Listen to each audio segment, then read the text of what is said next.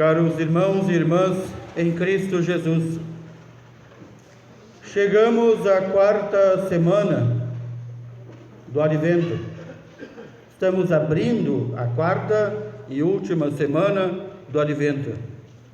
É um meio que nossa mãe, a Igreja, encontrou para dizer-nos: meus filhos precisam se preparar para aquilo que vem, aquilo que de mais importante vem, o Natal do Senhor, para que nós não celebremos o Natal como celebram os pagãos, como celebra o comércio, como celebra o mundo.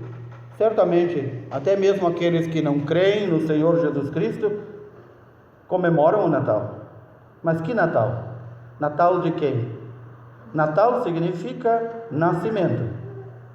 Natal de quem?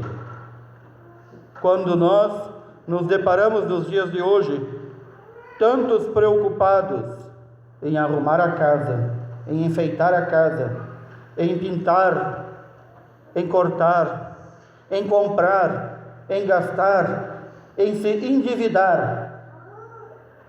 E aquilo que celebramos, ou melhor, aquele a quem celebramos, muitas vezes não está presente na festa que preparamos para ele. E aí pode-se dizer, perdeu tudo, porque na festa do aniversariante o mesmo não foi convidado. E para bem convidá-lo e celebrar aquilo que o Santo Natal nos propõe, o nosso agradecimento ao Senhor pela encarnação de seu Filho, por seu Filho que veio ao mundo por obediência ao Pai, pelo dom da vida acolhido pela Virgem Maria, obediente à vontade do Pai, pela acolhida desta vida santa, a mais santa de todas, e pela acolhida da Virgem Maria, grávida, por parte de São José. É isso que nós queremos agradecer.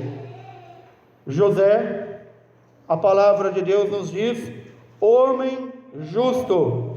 Sagrada Escritura chama pouquíssimas pessoas de justo ou justa. Significa alguém que cumpre, procura cumprir e cumpre toda a lei de Deus e a palavra de Deus.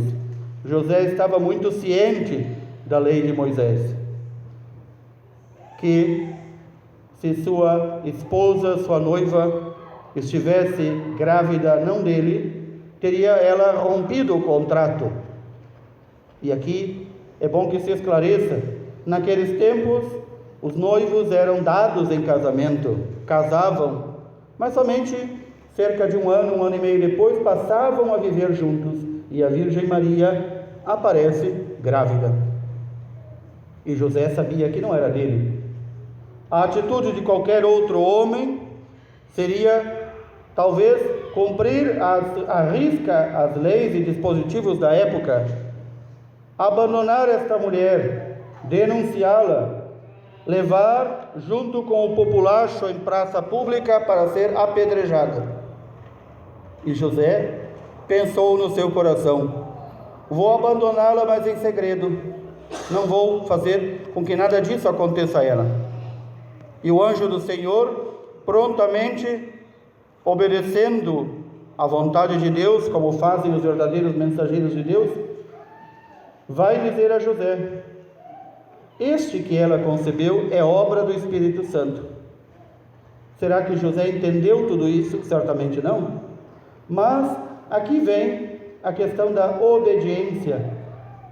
Nós podemos não entender tudo o que Deus tem para nós, ou não podemos entender todas as razões e causas que levam a certas situações, mas quem tem confiança em Deus se atira nos braços dele confiante e faz a vontade dele. É aqui a diferença entre um homem e uma mulher que crê e alguém que não crê. Quem crê tem fé firme de que a promessa de Deus vai ser cumprida, que Deus não se engana, que Deus não mente, que Deus cumpre aquilo que prometeu. E já muitos séculos antes, nós ouvimos na primeira leitura, o profeta Isaías, falando da parte de Deus, vai dizer: estão pedindo a Deus um sinal. E até hoje muita gente pede sinais a Deus, e Deus não deixa de dar sinais. Os cegos não veem, cegos espirituais não veem os sinais de Deus. E Deus disse: muito bem, vocês querem um sinal grandioso de que a casa de Davi vai ser restaurada? Pois bem, uma virgem conceberá e dará à luz a um filho, e lhe porá o nome de Emanuel. Emanuel é um dos títulos de nosso Senhor Jesus Cristo, significa Deus está conosco, Deus está aqui conosco. Não é Deus lá no céu, Deus está aqui conosco, vivendo conosco. Esta profecia que o profeta Isaías entrega da parte de Deus é o que nós vemos realizado em nosso Senhor Jesus Cristo. A mesma mensagem que o anjo vai dizer a José: a virgem conceberá, dará à luz a um filho, será chamado pelo nome de Emanuel, que significa Deus conosco. Ainda ontem, junto à preparação do batismo dessas crianças que serão hoje batizadas, dizia a eles: Deus está conosco, vive entre nós. Até quando vamos deixar que Ele viva conosco? Quantos lugares nos quais Deus já não se sente bem? Nas nossas casas, talvez, Deus nos livre.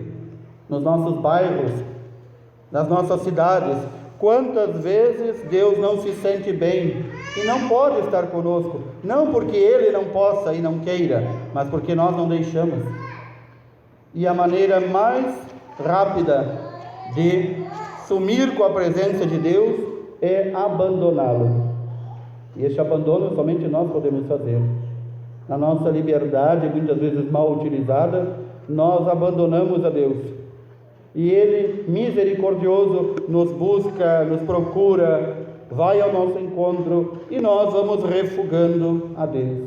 Assim, por isso dizia, há tantas celebrações de Natal que já não celebra o aniversariante. Há tantos encontros humanos nos quais a presença de Deus já não se faz.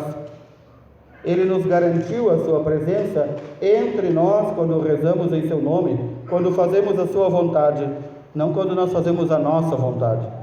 Ele nos garantiu a sua presença até o final dos tempos, a sua única igreja.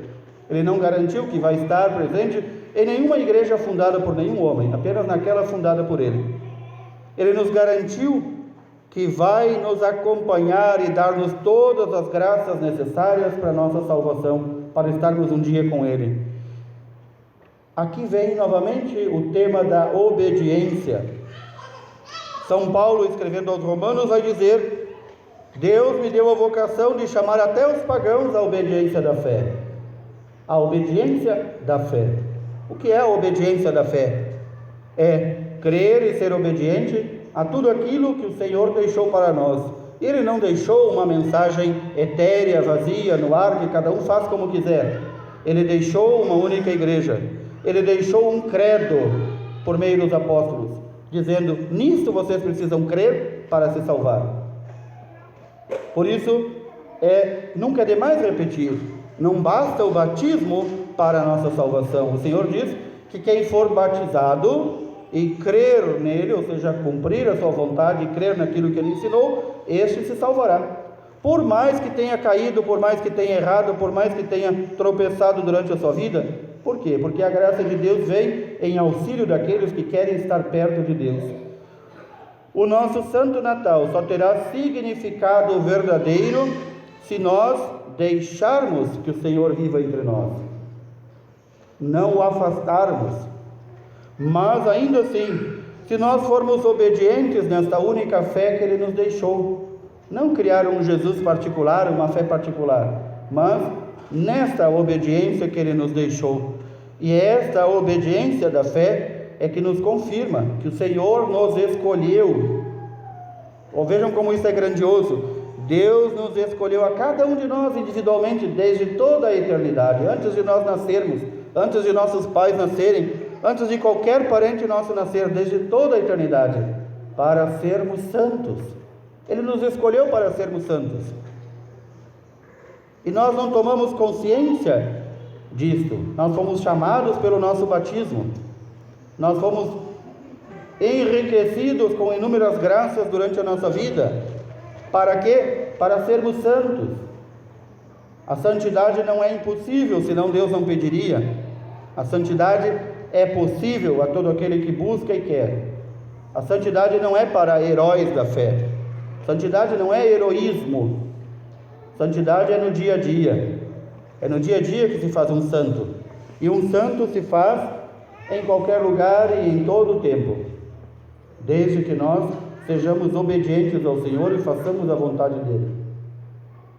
Dizia ontem a essas famílias, quantas e quantas famílias nesses 3 anos e meio que estou aqui já passaram por aqui, já pediram o batismo e desapareceram.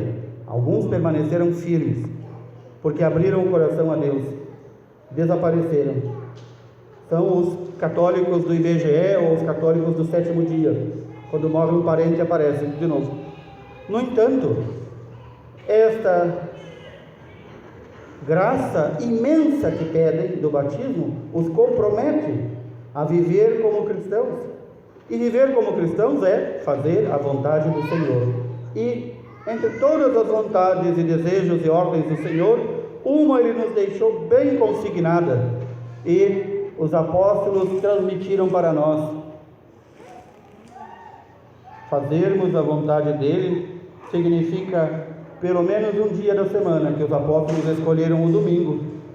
Domingo, dia do Senhor. É isso que significa a palavra domingo. Escolheram o domingo, dia da ressurreição do Senhor, dia da vinda do Espírito Santo, para juntos celebrarmos, fazermos a memória do Senhor entre nós, ouvirmos a sua palavra, rezarmos juntos, recebermos o seu corpo e o seu sangue, sua presença eminente entre nós. E assim nós queremos nos preparar para cada dia crescer nessa obediência da fé. Muitos de nós ainda não são obedientes, e até aqueles que são obedientes muitas vezes são recalcitrantes, vão e vêm, vai e volta. Todos nós somos assim. Nós sozinhos não podemos nada. Juntos em oração podemos muito. Juntos em oração com o Senhor podemos tudo. Absolutamente tudo, porque o Senhor nos garantiu a sua assistência e presença entre nós. E assim nós queremos pedir ao Senhor a graça de prepararmos-nos bem para um santo Natal, não para boas festas. Boas festas é coisa de pagão. Para um santo Natal. É isso que devemos desejar? Um santo Natal, para vivermos santamente como Ele nos quer. Peçamos ao Senhor esta graça, pela qual obteremos todas as graças. Louvado seja nosso Senhor Jesus Cristo.